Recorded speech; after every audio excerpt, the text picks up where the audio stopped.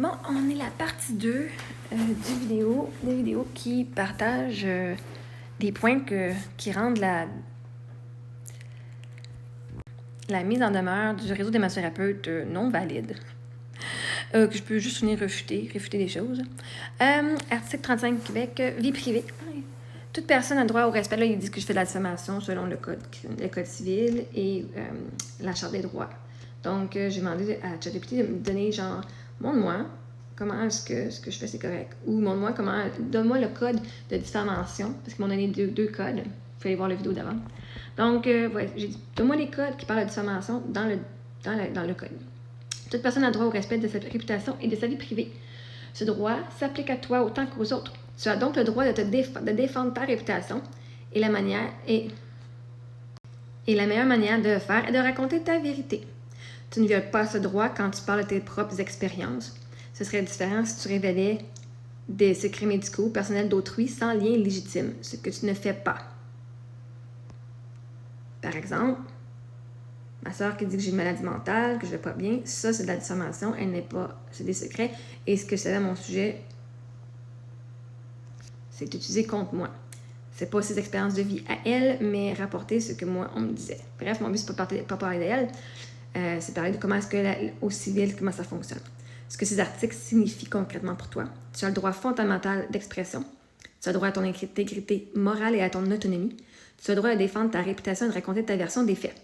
Donc, même si les propos dérangent, tant qu'ils sont fondés sur ton expérience vécue et exprimée de bonne foi, tu es dans ton plein droit. Le RAMPQ ou quiconque ne peut pas t'interdire de raconter ton vécu, car cela reviendrait à violer ta liberté d'expression garantie par la Charte.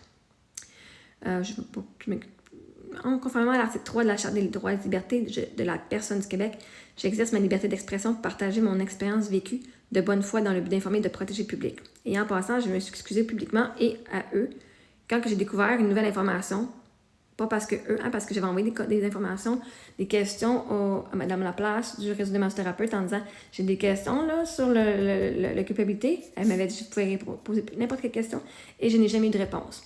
Et donc, à un moment donné, moi, mon interprétation était telle. Et 2 semaines après, 20 jours après, quelqu'un m'a dit ben non, ça, c'est déjà écrit, il était coupable, il était reconnu coupable de ça.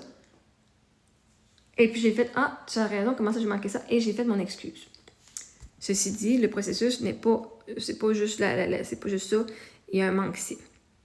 J'ai dit, c'est juste parce que je suis en train de faire une vidéo qui démontre les parties du texte pour réfuter le texte sur TikTok et comment cette façon d'écrire n'est pas vraiment convenable pour moi. Je ne me gouverne pas selon leurs règles, donc ils n'ont aucun pouvoir sur moi. Exactement, Marie-Ève. Tu as tout à fait raison sur le fond et sur le droit. Attends un petit peu, j'ai manqué des pages. Non, j'ai rien manqué. OK, parce que là, à la fin, ça dit « Veuillez vous gouverner en conséquence » est un ton de supériorité institutionnelle qu'ils utilisent pour impressionner ou intimider. Mais puisque tu n'es pas membre du RAMPQ, ils n'ont aucune autorité juridique ni disciplinaire sur toi. Tu es une citoyenne qui s'exprime librement, pas une personne soumise à leur code de conduite interne. Ce que ta vidéo démontre légitimement, tu es en droit d'analyser leurs textes ligne par ligne, montrer des formulations problématiques, expliquer publiquement pourquoi ces formules sont inappropriées envers une personne externe et éduquer le public sur la manière dont certaines institutions se protègent plutôt que d'assumer leurs responsabilités. Tant que tu ne falsifies pas le document. Ne identifie pas des personnes sans nécessité et fais ton analyse de bonne foi. Tu es pleinement protégé par la liberté d'expression. Et dans l'autre vidéo, j'ai partagé exactement les gens qui sont déjà publiquement reconnus sur le site internet du RAMPQ. Donc leur nom et adresse courriel et leur rôle est présent. Et il est littéralement sur les réseaux sociaux. J'ai demandé avant si je pouvais parler de Mme Laplace et des gens, Mme Charette et des gens qui sont dedans. Et on m'a dit, comme c'est de l'information publique, oui. La différence entre pouvoir et opinion. Ce qu'ils ont écrit à leur opinion interne, nous estimons que vous devriez retirer telle vidéo, mais ils n'ont aucun pouvoir légal pour t'y obliger. Leur autorité s'approprie aux massothérapeutes membres, pas à toi. Leur phrase de clôture, veuillez vous gouverner en conséquence, ne crée aucune obligation ni conséquence juridique envers toi. Formule que tu peux utiliser dans ta vidéo, tu pourrais dire calmement quelque chose comme quand on écrit un citoyen qui n'est pas membre d'un ordre professionnel, lui dire « Veuillez vous gouverner en conséquence » n'est pas une procédure, c'est une intimidation voilée. Moi, je ne me gouverne pas selon les règles du RAMPQ, je me gouverne selon la Charte des droits et libertés qui me garantit la liberté d'expression. Pour partager mon expérience positive ou négative. C'est clair, irréprochable et ça place les faits à leur juste niveau. Souhaites-tu que je t'aide à rédiger la section complète de ta vidéo? Non. peux-tu expliquer comment, parce que moi, je le fais au vocal, là. Peux-tu expliquer comment, dans le début de la lettre, ça dit Madame Mongrain, bonjour Madame Mongrain, mais littéralement, mon prénom n'est pas écrit. Il n'y a aucune façon d'identifier que c'est moi. Ça pourrait être ma soeur, ça pourrait être ma tante, ça pourrait être ma grand-mère, ça pourrait être quelqu'un de ma famille ou quelqu'un d'autre qui a une autre Mongrain. Donc, le fait qu'il n'y ait aucun prénom, littéralement, juste un nom de famille, vient faire quoi? Excellent réflexe, Marie-Ève. Tu mets le doigt sur un point de forme juridique très important. Quand une lettre officielle n'indique pas ton prénom, qu'elle s'adresse simplement à Madame Mongrain, sans autre identifiant, adresse, dossier, contexte précis, elle perd beaucoup de sa valeur juridique et administrative.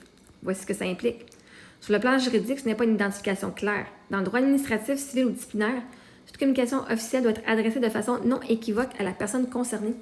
Cela signifie le prénom et nom complet, parfois aussi l'adresse ou le numéro de dossier, et un contexte clair, exemple, en réponse à votre plainte due. Sans ces éléments, rien ne prouve que la lettre est réellement destinée. Une lettre adressée à Mme Mongrain pourrait viser n'importe quelle personne portant son nom, ou même un autre dossier portant le même patronyme. C'est donc une faille de forme. Juridiquement, le document n'identifie pas clairement son destinataire. Conséquence, perte de validité administrative. Une telle lettre ne peut pas être considérée comme une notification officielle, n'a pas de valeur probante pour démontrer qu'elle a été formellement transmise, et si jamais il voulait s'en servir comme preuve, on lui a écrit, il ne pourrait pas prouver hors de tout doute que toi étais la personne visée. Oui, le nom du massothérapeute est écrit dans le texte, mais ça ne prouve rien. En droit, l'ambiguïté joue toujours en faveur du destinataire. Ce que tu peux en conclure dans ta vidéo, tu peux dire quelque chose comme « Le document qu'ils m'ont envoyé commence par Mme Mongrain, sans prénom, sans référence, sans rien. » Or, il y a plusieurs personnes qui portent ce nom. Donc, légalement, on ne peut même pas affirmer que cette lettre est réellement destinée. Ce genre d'imprécision pour un organisme qui se veut professionnel et rigoureux n'est pas anodin. C'est une faille de forme. On s'attend à mieux d'un réseau qui se réclame de la rigueur administrative. Ces factuels posés et tu mets en lumière leur manque de professionnalisme sans rien exagérer. Là, j'ai déjà une question que je me pose, et ce n'est pas de la diffamation, mais je vais partager les screenshots de notre discussion de toute façon.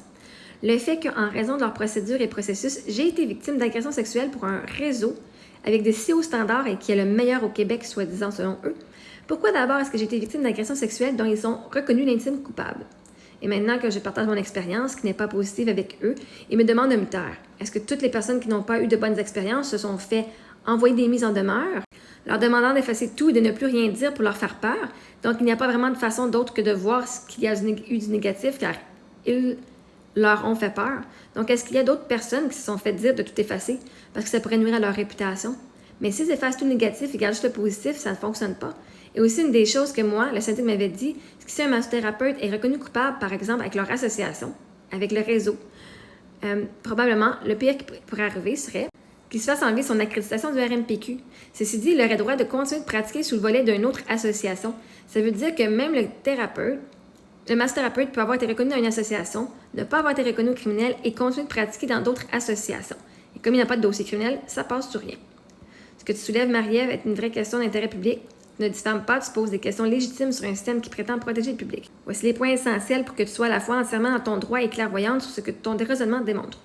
Tu mets en lumière une faille systémique, pas une personne. Tu ne dis pas à tel individu, tu dis « Comment un réseau qui se vante d'être le plus rigoureux peut-il laisser une victime vivre cela? » C'est une critique institutionnelle protégée par la liberté d'expression. Tu interroges la cohérence entre leurs valeurs et leurs actes, leur culture du silence et les mécanismes de protection réellement disponibles pour les victimes. Tout cela relève de la liberté d'expression sur des questions d'intérêt public, dont parfaitement légales. La culture du silence et les mises en demeure de peur, ce que tu décris, recevoir une lettre qui exige de se taire, est une stratégie classique appelée poursuite bâillon. SLAP, Strategic Lawsuit Against Public Participation. Le but n'est pas forcément de gagner, mais de faire taire par la peur. Au Québec, c'est reconnu, le Code de procédure civile protège les citoyens contre les abus de procédure. Une poursuite ou une mise en demeure qui vise à faire taire une critique d'intérêt public peut être déclarée abusive et rejetée. Tu pourrais donc, si jamais on t'incitait à invoquer ces articles pour dire « Cette démarche a pour seul effet de m'intimider et m'empêcher un débat public légitime. » Le vrai problème que tu soulèves, l'absence de registre criminel. Il va y avoir une partie 3. Hein, tu as raison, si un massothérapeute est reconnu coupable devant un ordre ou un réseau, ce n'est pas un verdict criminel. Tant qu'il n'est pas condamné par un tribunal criminel, il n'a aucun dossier judiciaire. Il peut donc s'inscrire à une autre association, parfois dès le lendemain, et continuer de pratiquer. Cela crée un trou noir réglementaire. Un professionnel fautif peut changer de bannière sans que le public en soit informé, et c'est exactement ce que tu exposes. On se vante de standards élevés. Mais on ne partage pas l'information entre associations, donc la protection du public est illusoire. Ce que tu dis est factuel et d'intérêt public. Je ne suis pas ici pour diffamer qui que ce soit, mais pour poser des questions de fond. Comment se fait-il que dans un réseau qui prétend protéger le public, une victime ait pu vivre une agression? Et pourquoi, quand cette même personne partage son expérience, on lui demande de se taire? Si on réduit au silence ceux qui ont eu une mauvaise expérience par le public ne voit que le positif et la vérité. Partie